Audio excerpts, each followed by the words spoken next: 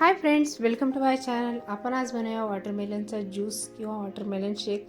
त्यासाठी एक वॉटरमेलन घेतला आहे, कट करून घेतला. त्याचा जो छोटा पार्ट होता तो काढून घेतला मी, आणि जो मोठा होता तो साईडला ठेवून दिला. त्याचे परत 4 तुकडे केले आणि अशा प्रकारे कट करून जो फक्त लाल भाग असतो तो काढून घेतला. हे बघा, बारीक कट करून घ्यायचा. तुम्ही बघू शकता एका व्हाईट टीमध्ये मी साईडला सब्जा भिजत घातला आहे.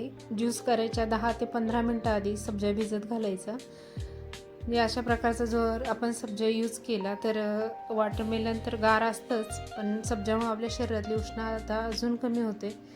त्यामुळे सब्जा नक्की ज्यूसमध्ये वापरायचा. हे बघा, अशा प्रकारे पूर्ण मी कट करून घेतला आणि नंतर परत चाकूनी हाताने हलकंसं रफली कट करून घेतला आहे. बिया ज्या आहेत त्या आपण जेव्हा गाळणीवर गाळतो त्यावेळेस निघून जातात. मिक्सरची मोठी जार घेतली मी आणि त्यामध्ये वॉटरमेलन घालून घेतलं आहे. झाकण बंद केलं आणि फिरवून घेतलं, लगेचच बारीक होऊन जातं वॉटरमेलन. हे बघा, गाळणी घेतली एका भांड्यावरती आणि गाळून घ्यायचं, म्हणजे त्या ज्या बिया असतात वॉटरमेलनमधल्या त्या पूर्ण निघून जातात आणि सारखा असा ज्यूस तयार होतो.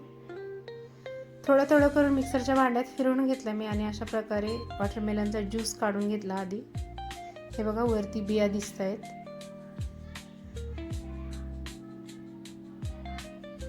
दोन वेळेस फिरवून घेतलं.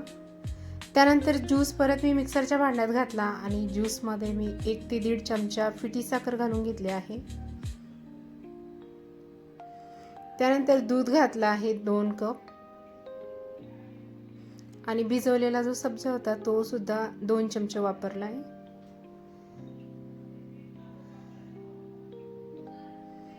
रूह अफजा घेतला आहे, ते 2 ते 3 चमचे घालायचा. खूप छान टेस्ट येते रूह अफजाने.